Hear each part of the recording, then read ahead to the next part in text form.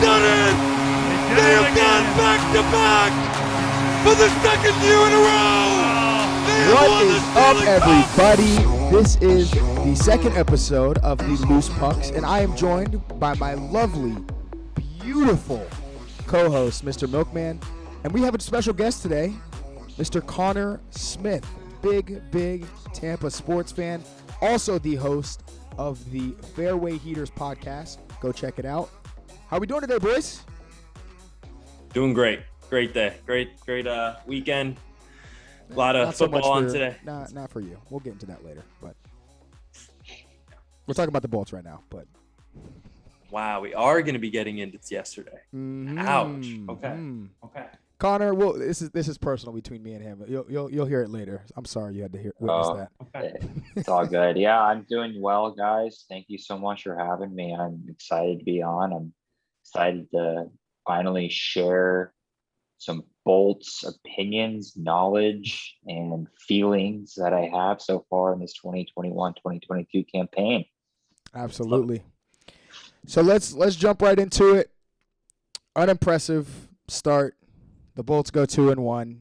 We'll get into the games individually. I don't know. Give me your take so far, Milkman, of how the season started for you and what you saw. It was a roller coaster for sure. It was a rocky start. I mean, correct me if I'm wrong here, but first three games, don't think we've even had a lead yet in any of the games. We did happen to win two of them, which is awesome. So 4 points. But yet to have a lead, something that obviously needs to change here in the near future. First game was abysmal, and we'll get in that in a few minutes. There was really nothing to take away from that positive other than the banner raise, which was pretty cool. It was nice to see that. Obviously, back-to-back champions is awesome. Detroit giving up 6 goals. What the hell's going on? I mean, 6 goals is mind-blowing. Third game was a nice game, but I'm happy we walked away with two wins that I'm not sure we deserved, to be honest. Absolutely. I couldn't agree more. Connor, what are your thoughts overall? Yeah, I just think right now we're off to a little slow start. Maybe the 2-year bender is finally catching up to us a little bit. But, the beautiful thing about us is we're a veteran team. We've been there before. And I think, right around Christmas time, we'll be looking back at it like just a slow start. And we're back, to dominating the NHL. I'm here to tell you, boys, the season is completely over. We look like shit in the first 3 games. Chalk it up, pack it up, sell the whole team. I'm just playing. I mean, overall, my opinion, I don't think it was the greatest, but we're lucky to have 4 points. Especially with those performances. We had our best performance against the best team that we played, so I guess that's a positive. Maybe we just need to pick it up against these other teams, but that gives us, a good segue into the first game. We lose 6-2 to the Penguins without Malkin, without Crosby. How did we look like shit? Yeah, I think Coop, and I'm paraphrasing here, he summed it up pretty well. Guys, the team watched a 10-minute awesome banner raising ceremony there, and then for 60 minutes watched another team play hockey and just kind of sat on their asses and just had a good view. I mean, it was pretty nice. Fresh ice. So, but beyond that, they looked like absolute shit. There's nothing else to really, for me to say. Connor, I'm sure he'll be able to glean into it more. Yeah, Connor, you were there, right? Yeah, so I had the privilege of being there. I missed the banner ceremony because for some reason, Amalie Arena. Well, listen, Amalie Arena couldn't get fans in, and I don't know why. But I was talking to my buddy that I went there with, and it was like we got in faster for Game 5 of the Stanley Cup. It was just weird. I don't know what was going on, but yeah, I missed the best part of the night because the rest of the night sucked. And the douchebag Penguins fan sitting in front of me, we got into it a little bit. We'll get into that later. Ooh. But okay. Yeah, we just couldn't complete a pass. It was just weird. It was a weird vibe. You just couldn't really get it going. Yeah, and for me, I mean, I was coming over the Monday heartbreaker where we get walked off by the Red Sox, and I'm like, you know what? Here we go. We got the Bolts hockey tonight. Got something to look forward to. About 5 o'clock, started getting excited after being feeling like I got hit by a truck to the Rays, and got let down again. So thank you, Tampa Bay Sports. You really know how to pick a guy up when he's down. We look like shit. There's nothing about it. Like, there's nothing else to say about it. I saw one person on Twitter that I already hate this fucking team, hate their fan base. The Kraken said, "Oh, we broke the Lightning because we took Yanni Gourde. He was the piece." Shut up. You're stop. I have so many things I want to say. I'm not gonna say it. Happy thoughts. We're 2-1, but I don't know. We like Connor said, we couldn't complete a pass. Miscues. We looked slow. That was the biggest. That was the biggest takeaway from what I saw. We looked slow. I did not see any fight kind of towards the end when they started pulling the goalie and then they just kept getting empty netters. And that's what also pissed me off about that game. It's like we kept pulling the goalie and it's like, dude, the game is over. Keep him in the net. Let's get this game. Like, make it stop. Like, this was like just a – I don't know. I'm sorry. But we lost. Oh, well. On to the next one. We'll go ahead and recap the Detroit game. Another, I guess, an ugly win. They all count the same on the score sheet, but Lightning win in overtime, 7-6, against the stinking Detroit Red Wings. I wasn't able to watch the full game, so I'm going to lean on you guys. I only saw the highlights and everything on Twitter. I'll kind of lean on you guys to break down the entire game. Milkman, what did you think of the ugly win against Detroit? I think that game too, Vasi did not look like Vasi at all. He was struggling that game. He let up multiple goals that hit him square and still just went in the net, which you just don't see him do. If he sees the puck, he stops the puck. And I've said that for years at this point. If he sees it, he stops it. And he saw multiple shots right in his face. I mean, Bertuzzi, he put up 4 goals in that game. That's insane. Add that with the team still looking lethargic, thinking that their skill, and again, I'm not in the locker room, so I don't know this, and I can assume that back-to-back Stanley Cup champions were one of the worst teams in the league. You think your skill is just going to win the game. And that's not the case because when every single we and I think we might have forgotten it real quick for at least a couple periods there because we had 2 different times we were down 3 goals in that game, but they fought back. They worked their asses off and they got it. They got it done. Connor, what'd you think? Well, I tweeted this about the Penguins game, the video from Mighty Ducks 2, when Coach Bombay looks at Averman and asks if they trained in the offseason. And that's what I feel like Cooper was kind of saying for the first 2 games. Were you guys fucking training? What did you guys do? And I don't know what he said in the locker room. I don't know what the boys said, but something sparked something, and we got life. One of my buddies actually is a huge Red Wings fan, lives in Detroit, and he was like, "Damn, I almost went to the game tonight. We finally got a win versus the Lightning." I was like, "Yeah, congrats!" And also we come back, we win, and I just think it's just weird how Bertuzzi goes off for a little bit, and we're always like, okay, here we go again, another blowout to a shitty team. But we fought back and won, and I think that said a lot. I really it's really early, obviously, 3 games in, but I think that game is going to carry some weight going into, Florida this week and Colorado. So yeah, absolutely. I mean, it just shows we're never out of a game.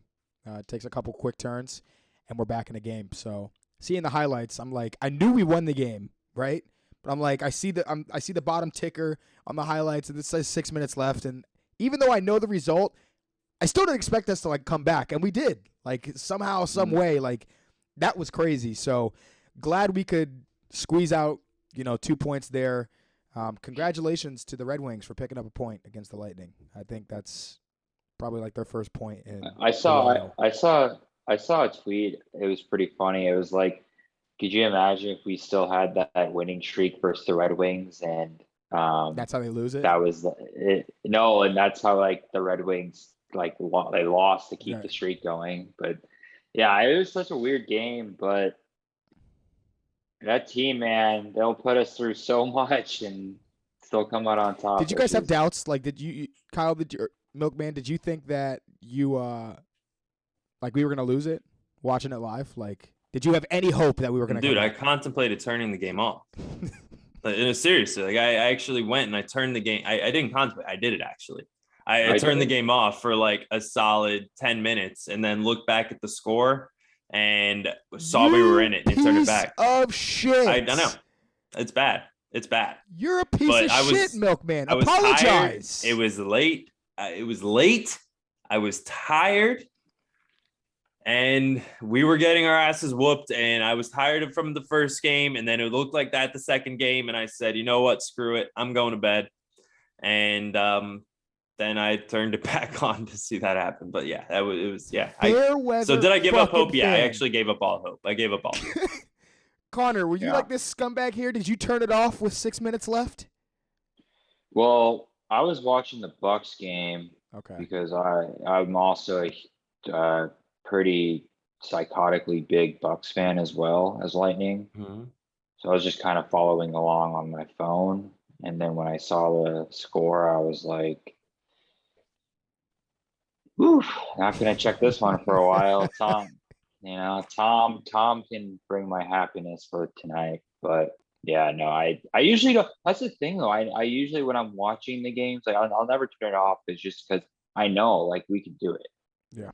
Okay. You know, when Coop was pulling the goalie versus Pittsburgh, I was like, when we scored that first one against Pitt, I was like, maybe he's on. I was like, he's on to something here. But yeah, I mean, you can never really like count that team out, and especially with the weapons we have. Absolutely. So let's move on to the Capitals game, last night's game. The Bolts win in overtime, 2-1, in a game that personally I thought we looked pretty solid. I think there was at some points we didn't look like the better team, but overall I think we did. We weathered the storm great. Vasi had some incredible saves. I don't know if you guys saw the one that went like Ovechkin. You leave a crease open for Ovechkin, like he's gonna score. And somehow, some way, the hockey gods were on our side, and it hit Vasilevsky's stick. That was an amazing save. The one where it went right behind him, and he like gloved it like that, where it didn't cross the line. Yeah. It was incredible game by Vasi, and that's why he's the best goaltender. In my opinion, old heads are gonna get mad of all time already. Old heads get mad at me. I know people are already in the comments saying, "Have you seen Patrick Wall play?" I don't care. He's the best goalie of all time. Sorry, change my mind later. But the Bolts win. We do pick up another 2 points, bringing our record to 2-1. Connor, we'll start with you. What were your thoughts on last night's OT victory? Well, I think, excuse me, to go back to that one Bazzi save where he reached back on Ovechkin and grabbed it from the line. Not to knock them, but you just don't like. That's not really a rebound like that you see Vazzy give up a lot, and that's something I think the Milkman was saying. He's just giving up a lot of ordinary rebounds that we haven't seen him give up. And I think him kind of saving that turned him on for the rest of the night, because the rest of the night he was lights out, unreal. Definitely. And that's how we're normally, seeing Vazzy play is lights out. He'll play most of the games, and pretty much every game he wins it for us or keeps it, gives us a chance, And I know Devin's not a big Stammer guy, but we'll get into that. We gotta talk about Stammer. I mean, he knows that the Canada Olympics, the Winter Olympics, Team Canada is coming up, and he's doing everything in his power to make a case that he should be on that team. That's if he's healthy for it. Oh, boom roasted. You're one of those guys? I am one of those guys. Blames the injuries. He's a phenomenal player. But you don't make the club in the tub. I'm sorry. I want to just see him healthy. I understand he's been through a lot. I love Stamkos. He's the captain of our team. He's been here forever. But at some point, he's making so much money, and it could have, in my opinion, went somewhere else. That's all that I'm saying. I love Stamkos. I just maybe thought he could have called it a career. But here I am, the stupid-ass guy with the fucking podcast, looking like an idiot because he looked like the best player on the ice last night. So, Steven Stamkos, I'm sorry. No. Someone who I want to point out, though, on that breakaway, not many people are talking about, Hedman. When Stamkos got that puck, and this was the game-winning goal here in overtime, Hedman took off like a firecracker was put around his ass area, set off, and just Bolted it, yeah. And he made it to where the goalie knew he was there. So it wasn't just a one-on-one with Stammer. At that point, it was a 2-on-1, which obviously turns the tables in our favor. And Stammer, he came in clutch with only those 10, 14 seconds ago, something like that. Just made it when he had to. Yeah. I was ready for it to go to a shootout. I assumed it was going to a shootout. Late heroics for the Bolts, always. You can never count them out, like we said earlier. But I don't know if you guys were watching our cast last night, but I just love the announcers jinx. They're like, oh yeah, Ovechkin hasn't done anything tonight. Boom, he scores. Boom, he scores again. It's like it gets called back. I'm like, shut up. Shut the fuck up. The announcer curse is real. I'm a big believer in the announcer curse. Anytime you're watching football or anything and they talk about like missing field goals and stuff, I'm a huge believer in the announcer curse. So, Dave Randolph, please stop. How do you guys feel about Dave Randolph? Okay. Good with him. I'm fine with him. I mean, I definitely liked. I'm blanking on his name. Rick Peckman. Rick Peckman. Yeah, Peckman for so many years. Jeez. I have Rick Peckham up here. Randolph. It could be a lot worse. When he first got hired, I told Kyle, I was like, I listened to his samples and stuff and sent it to Milkman, and it could be worse. But it could be worse. Yeah, I don't know. I guess I've been used to Peckman over the years, and just hearing him, I just can't really. It's just weird to me still, but I think listening to Dave Mishkin is like the greatest thing for sport. If you're any kind of sports fan and you hear that guy call a goal, it's especially phenomenal. especially a game-winning goal like Stammer's the other night, it just gets you fucking going. Oh yeah. Yeah. That dude is like, and if you meet him, like he seems like a nice, quiet, reserved guy. Like at least the one time that me and Milkman met him. But then he turns on that mic and he's like, go! Electric. Absolutely electric. He just did like 10 lines. Scores! It's crazy. I don't know how his voice is so good. Dude, I yell at 60-year-old guys at the Bucks game and my voice is shot the next day. I don't get it. God. So it was me doing back-to-backs. So let's talk a little bit about the players who stood out this far this week. I'll throw out mine. Maroon, to me, looks good. He looks slimmer, too, and he looks quicker. He used to look like he used to skate with 2 bricks behind him, but he looks a lot quicker. Obviously, making me eat my words, Steven Stamkos, I'm sorry, once again. And you're going to get a laugh out of this one, but Andre Schuster for stepping up. For stepping up last night, and I thought he had a very good game. He looked good with the stick, made great passes. He had one really good back check that I was like, okay, all right. So I don't know. Schuster vibe. Schuster. I have a funny story about Andre Schuster real quick. Sorry to. Let's hear it. I was at American Social one time, and I'm outside waiting for an Uber, and I just see like a bunch of Bulls players come out. And I forget who, it might have been Killorn. I forget who it was, but they were just like, Schuster, bud, are we going to your new house? And he's like, oh, yeah. And they all like 10 of them, and like they all had girls with them, just pile into this fucking like minivan and go over to Schuster's house. Don't know what they did, but no, I mean, can only assume. Oh, Schuster. Schuster body going to your new house. I mean, he's gonna have to step up for a few weeks here. I mean, Cal Foot's not coming back for a few more weeks. Bogo, he's been out. He's got out for at least a month, they said. So Schuster, he's gonna have to step up. I thought he looked great. So Connor, who are your your guys that stepped up this week and look good to you? Well, obviously the captain, number 91, Stamkos. I mean, 7 points in 3 games. Is that good? I don't know. Maybe I just this is the thing though. Maybe I just have to throw shade because people caught it last podcast that I was throwing shade at Stammer. Maybe I just got to keep talking shit and then he'll play good. I think, one of the reasons why I have so much respect for Stamkos is because his career has just not been easy at all. Number 1 overall pick, won the Rocket Richard, and then all of a sudden he's just, and it's not like normal injuries he's had. They're freak fucking injuries. Sliding into a post, snapping your leg, like just weird things happen to this guy. And he's, obviously overcame all of it. But going back to the point, I was passionate for Stamkos. You might have changed my heart. You might have changed my heart. Yeah, Hetty has my heart's 2 not legs. changed yet. Oh, well, maybe he'll win us a 3rd cup and your guys' hearts will change. But Hetty has 2 legs now. He looks great.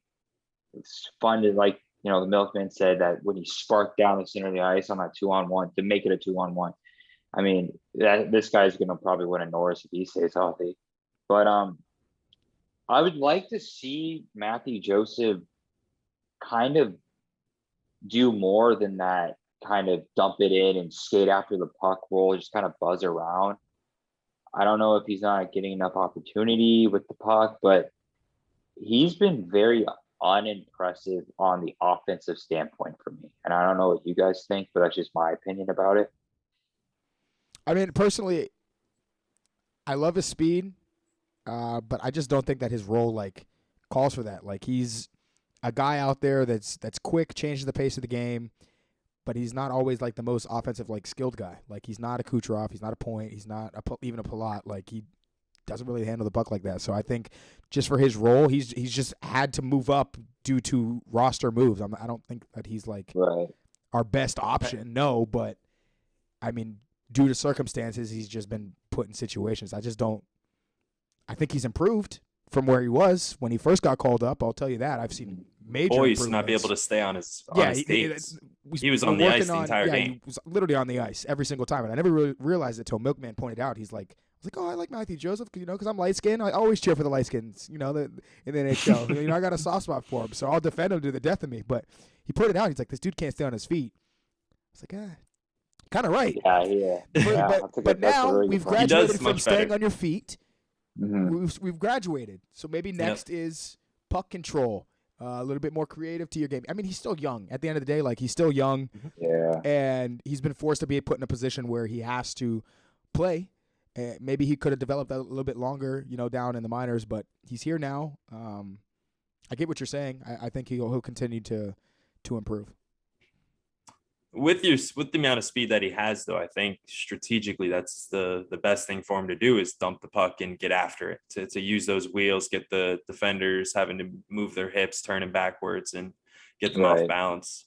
So I think for him, it's the best right now. And then hopefully get Maroon or Corey Perry, get some other people down there who are possession guys. They're able to hold it on the boards, get their guys tired, and get the top 2 lines out there to get the puck in the net. Yeah, see, that's the thing, though. I've noticed, when he does, like you said, get the defenders, confused with his speed and everything. I just feel like he doesn't do anything with that yet. Mm-hmm. And he needs to start doing something when he gets the puck in the zone. It's kind of like, okay, he gets it in, he gets behind the defense, and then it almost like he freezes up a bit and doesn't really know what to do next. Where Maroon, Maroon's a big, slow guy, but he can do what Matthew Joseph is doing better possession wise, if that makes any sense. He does Maroon's got some tape on the puck when he's especially when he's on the boards. Maroon doesn't lose possession of that puck. Exactly. He's our possession. So I think once Joseph kind of figures out that, okay, I got the speed, I get through, I'm in.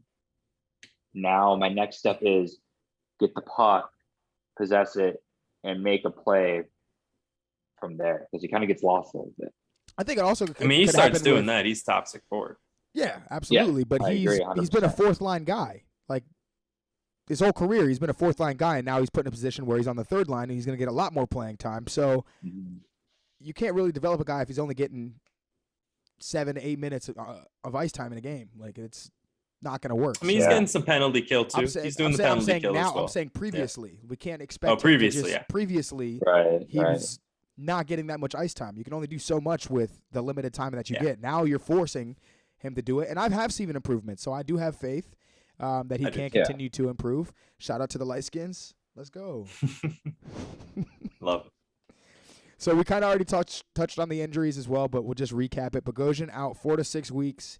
Cal Foote still out. Jamel Smith still out.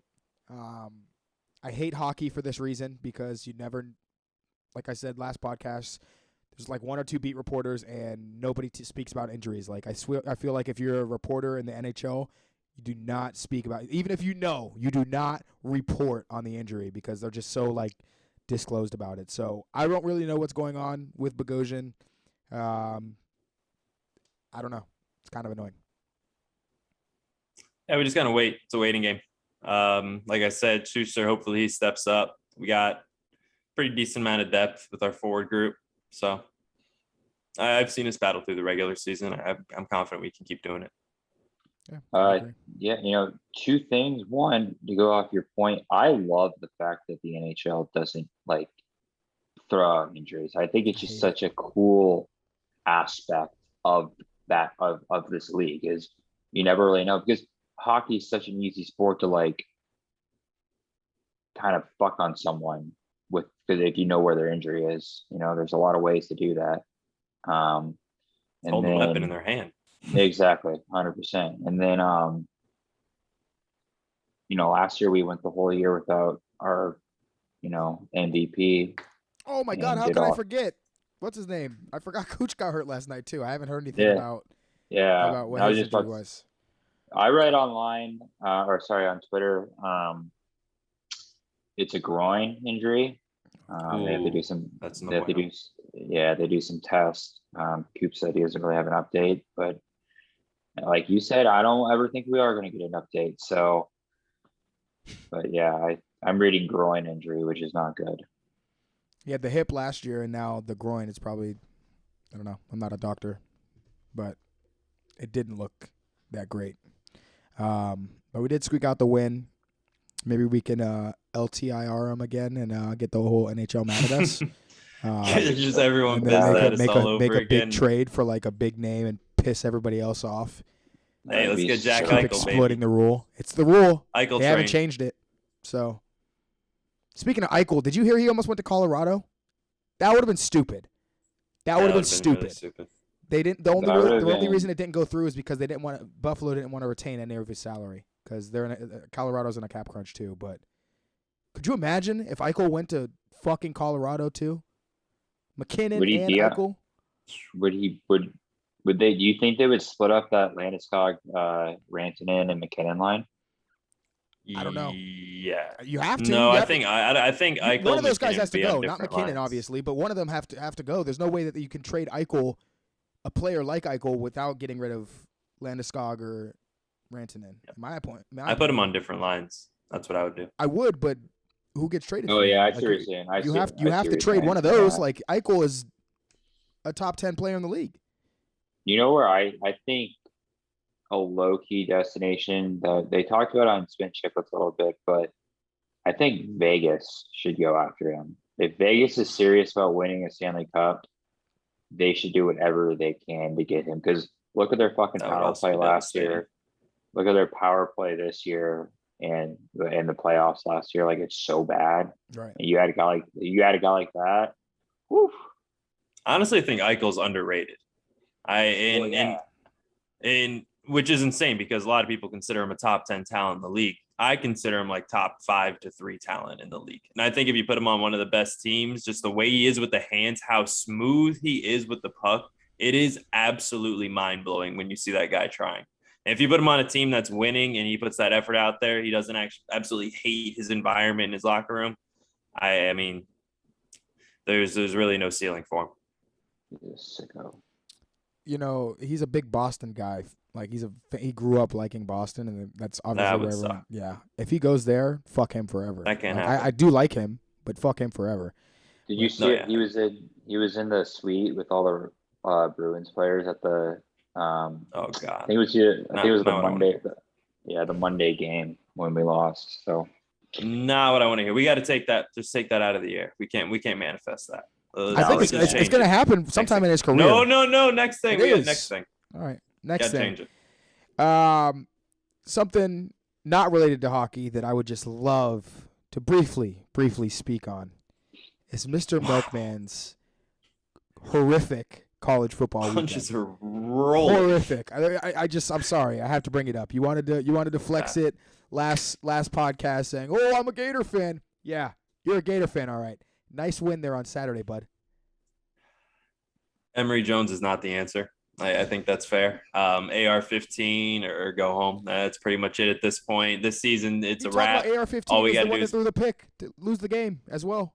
You had a chance to tie it. That's fine. Yeah, no, that's fine. I still AR-15 is the obvious answer. I mean, if you're just looking off the eye test, I didn't even genuinely look at the stat line after the game. It was ugly.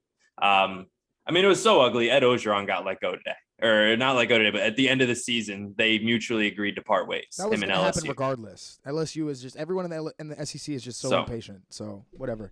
One other quick thing I want to say that's not Devastating. hockey related is fuck you for trying to trade kill me. I wanted Sam Darnold this week. This dude asked me for All a right. first round pick. Preface the leak and preface I'm your in a situation dynasty and preface league. my I'm situation. playing him this week. I have Russell Wilson on IR and Matt Ryan, and this man wanted to make me trade him a first round pick. Fuck you. Yes. Fuck you. So, 2 QB league, Sam Darnold, top 5 quarterback before last week. He's top 9 overall quarterback still. And this man wanted to trade me a 4th round pick for him originally. I said third. And then he was like, I said third. maybe Third. It third. was Okay. never a Third fourth. It round was a pick. third. And no, that wasn't going to happen. So what I decided is we could do a pick swap. I would Sam Darnold in the 3rd for a first. You want it, you can have it. If you don't have to. I'm fine with all my quarterbacks. I'm sitting pretty. I got Mahomes. I got Rodgers. I got a young Justin Fields. I got Sam Darnold. Just to screw you over, I picked up Geno Smith so you couldn't because I know you had Russell Wilson, and made trades, feels and I'm pretty fine. good because I haven't looked in a while, and I think I'm whooping your ass today in fantasy. So Check the score. because just to put the cherry on top, I'm playing you this week. Connor, does that mean for him trying to get a first round pick for me for Sam fucking Darnold? I'm gonna be honest with you guys. I didn't even know you could trade picks in fantasy. Dynasty. So you keep your entire you keep team. your So entire so- team. Wow. Okay. So this is all new to me. I've always just played the traditional fantasy. At each year, new team. I didn't even know this existed. That's pretty cool. Yeah, so all you draft the next year is the rookies coming in, and it's based off your standing. So That's obviously, the sick. team who wins championship drafts last, and it's not snake though. It's just like a normal draft. Wow. pretty cool. Congratulations. You're going to win. That's all I'm gonna say. You're Yeah. damn right. I'm gonna win. You're 4-2, just like me. All right, enough of the fantasy talk. Let's preview next week. We got the Panthers on Tuesday, then we get a big break. Colorado at home Saturday, and then we move on to at Buffalo on Monday. Predictions, thoughts, Milkman, go. Yeah, hoping for a good year or a good week for sure. Panthers, they're a great team, obviously, this year. I think it might be a step to finally say that they're actually great because they have never really been great, but they have a lot of talent on that team. And I'm actually somewhat scared of the Florida Panthers this year, especially if Spencer Knight and net really flowers into becoming a top 5 netminder. Other games, we got Colorado. What's the other one? Buffalo there, Colorado and Buffalo. Colorado, going to be a great game. I don't honestly expect us to win that one, to be honest. Colorado, they're flying right now. They're healthy, and we still look a little slow. But Buffalo, we should win that game. We were just talking about Jack Eichel. That place is an absolute dumpster fire. So if we don't win in Buffalo, that's a check for us that we should definitely check ourselves. Connor? Yeah, I think that Panthers game is that Monday or it's Tuesday, right? Tuesday. I think that's going to be a very interesting game for us. And it's not even about, I think it's just about setting the tone for the year with that team because, playoff battle last year was unreal. That was the best series of the entire playoffs last year. The preseason games were unreal, and Tuesday, they're coming up here, and I think Vazzy's gonna have to be sharp. If Vazzy's not sharp, we get blown out. I firmly believe that. It just our team goes as much as Vazzy goes, I believe. And it's weird to say that because he's a goalie, but I don't know. And Cooch is probably going to be hurt. I'm expecting him to be out. Hopefully not. Let's knock on wood there. But if Vazzy doesn't show up Tuesday, we get I think smoked. And then Colorado is McKinnon still banged up? Do we know? I have not watched one Colorado game. I know McKinnon was out. No. He was out of the lineup for a little bit. I don't know if he still is, but that's going to help us obviously if he's not in the lineup. But I think it should be two just great games. Tuesday and Saturday. I think it'll be unreal games. We should be able to win both. I mean, we're the Lightning. We're the best until they knock us off. We're the best. So going to be great games. Right. And then, Buffalo, if we don't beat Buffalo by 45 goals, then something's fucked up. We think if we don't beat Buffalo, you know how Tampa fans are really quick to jump on shit. We should fire John Cooper and Julian Breeden if we don't win against Buffalo. I'm just gonna say it. Fire them all. Blow the whole thing up because the season is over. Trade Kucherov. Trade Kucherov for a 4th round pick and. Yeah. I have a very interesting theory about Florida that doesn't get talked about enough. They have one Russian player on the lineup, and he's sucking right now for Bobrovsky. Do you guys think that because of the Russian mafia ties in South Florida, that the Panthers don't sign Russian players because they go down in South Florida and party with all the mafia guys? It's an interesting thing to think about. Making that much money, I'm assuming Cooch can do the same thing. It's nothing but a plane ride for him to hop on a plane and go party with them. So, I don't know. It's not far off. I see where you're going. It's kind of like the James Harden one, where it's like every city that has a lot of strip clubs, James Harden sucks. But when they don't have a lot of strip clubs and he can't go out and spend money, he's good. So I don't know. We'll have to look into that one. Yeah, but going back to Milkman's point about Spencer Knight, that kid is going to give us problems for a very long time. And I'm very excited to see him and Vazzy kind of battle it out over the next couple of years. Because I honestly think the series would have been really, really, really tight if he started every game last year in the playoffs. Oh, absolutely. I mean, now that they've graduated from our stepbrother to, okay, maybe it's not going to be an automatic Bolts win. Congratulations, Florida. I will still never give them respect until they beat us in a playoff series. I think they're scumbags. I think that they act like they're better than us, knowing that they're not, but somehow still want to do dirty things to our players and hurt us because they can't beat us straight up. So it's my thought on the Panthers. I think we should win that game. We do need to set the tone and let them know, look, listen, we run this shit. We run Florida. So Colorado, it depends on how healthy we are. If we don't have Cooch, I don't think we're winning that game. They're in mid-season form, but it doesn't matter because it's the regular season. So I don't really expect us to win. So I expect the 2 in 1 week. Not too bad if we're 4-2, 6 games in. So I do have one last question before we close out with our Shoot the Puck segment. What do you guys think about the new Victory song? Have you heard it?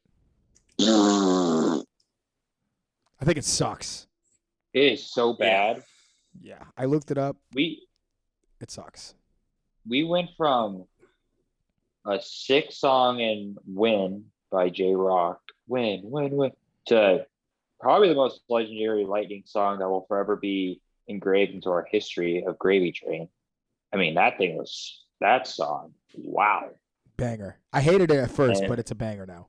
Yeah, and then last year, I mean, it was okay. Like it was fine, and then this year it's like, Who do you think picked it on the fucking team? Like, what guy picked it? Do they? who do you think the aux cord is? That's a good question. You Who guys is picking this? we need to figure- poll this on Twitter. Who do we think the DJ in the locker room is for the Bolts? I feel like it's Killer.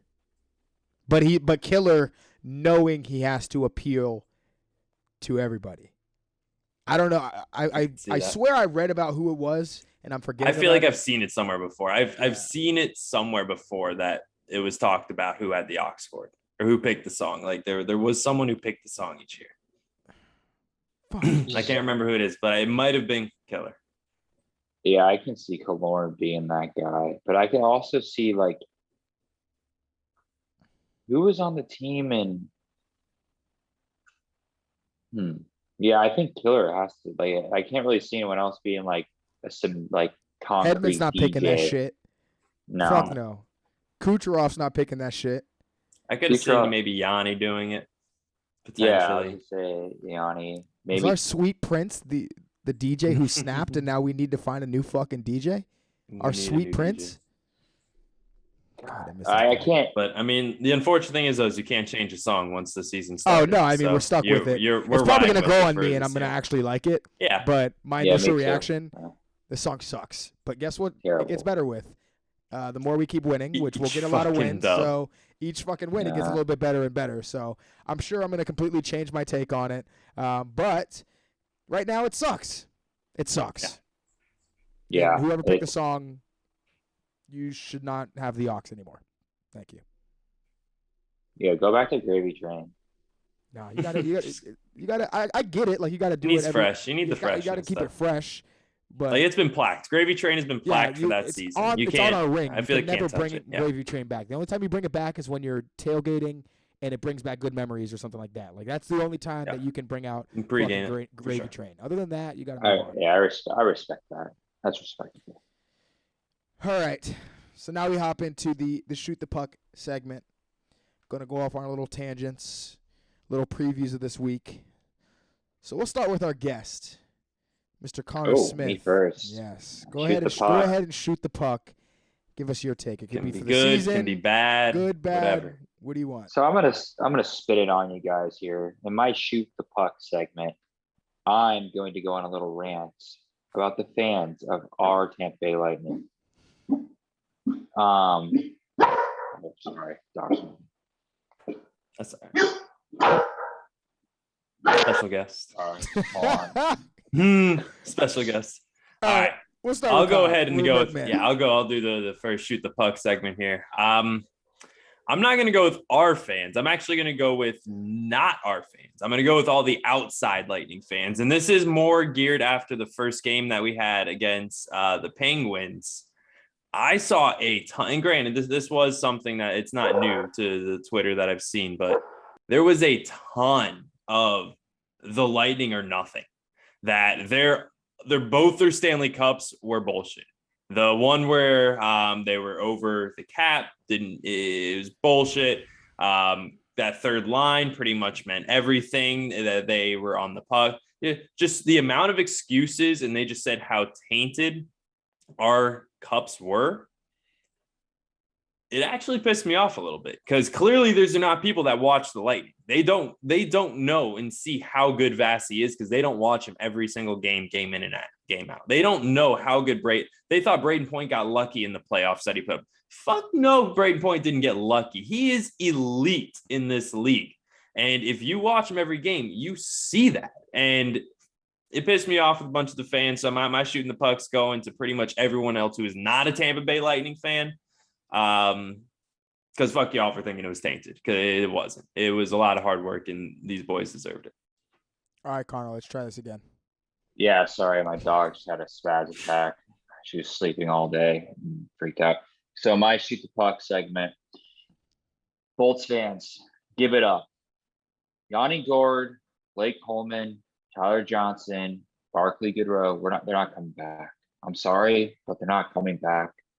I was at the game on Tuesday and I heard way too many people complaining about how we didn't keep those guys. Clearly they were uneducated, didn't understand what was going on in our cap situation and everything. We couldn't afford those guys on the team. You guys have to understand that. It sucks. They're gone. They're not on our team anymore. We will love them forever. But please just stop bitching about how we should have kept these guys when we couldn't. And we got to move past it. We got to accept Corey Perry. It's hard, but we have to. We got to accept, I don't know, I'm going to butcher this name, Bellemare? Yeah, sounds right. Yeah, we got to accept those guys. I'm good with it. Yeah, we gotta make those guys our own now. So Bolts fans, just please stop bitching about the players we lost in the offseason because they're not coming back. Cool. I like it. It's only fitting that I do my shoot the puck segment, Mr. Steven Stamkos. Here we go. Woo. Stammer, keep it the fuck up. Shut people up like me. You're flying around on the ice. You're looking good. You're scoring goals. 7 points in 3 games. Good shit. I got a tip for you, though. All right? We got the fucking goat in town. We got fucking Tom Brady. Hit him up. Hit him up about pliability. Because if you keep this shit up, you got an all-star season. You'll make Team Canada. You'll do whatever you want. Keep shutting me the fuck up. And people who are like me, and I'll admit it, I'll wear it. You fucking played phenomenal. You were probably one of the best players on the ice for us these past 3 games. Keep it up. And keep shutting me up. That's me. It's my shoot. All of Tampa sports needs to get on that TB12 train. Not everybody. There's certain positions that can't do it. But yes, I agree. Yeah, pliability, baby. I don't want Vita Vea losing weight. No. On pliability. No.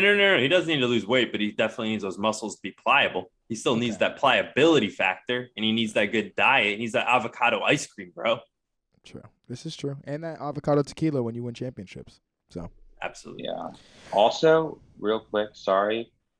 If you're an out-of-state fan coming down here to support your team, do not wear a Tampa Bay Rays hat in front of me at the games and start talking shit to us like you're the hottest thing ever when you go up 3-0, because you're going to get a little yap from me. Don't wear Rays gear with your opposing team's gear. Doesn't work. Wait. So they're wearing opposing. So this guy wearing a Penguins jersey. Oh, come on. Okay. And he had a yellow and black Rays hat. Whoa. Yeah. Weird. Doesn't say shit the whole game, and then they go up 3-0 and starts like chirping everyone. I had a couple words for him. I had to set him down, calm him down a little bit. But don't wear a Rays hat. You're not a Rays fan. Yeah, I hate that shit. No, it's for fashion. No, the fuck it's not. You're at a sporting event. And don't fucking show up to fucking rinks or stadiums wearing a team that's not even fucking playing. That is rule number fucking 1. I hate that shit. I hate it. Hey, let's go watch the Lightning and the Penguins play. I'm going to wear my Capitals jersey. You're an idiot. Stay the fuck home or wear something else. Don't be that guy. Don't be that fucking guy. All right, well, that takes up enough time. I appreciate you boys hopping on a football Sunday to talk some hockey. I'm going to go back to watching some Red Zone. So, Connor, thanks for coming out. Thanks for speaking with us. Until next time, you have been watching the Loose Pucks, episode 2. Peace.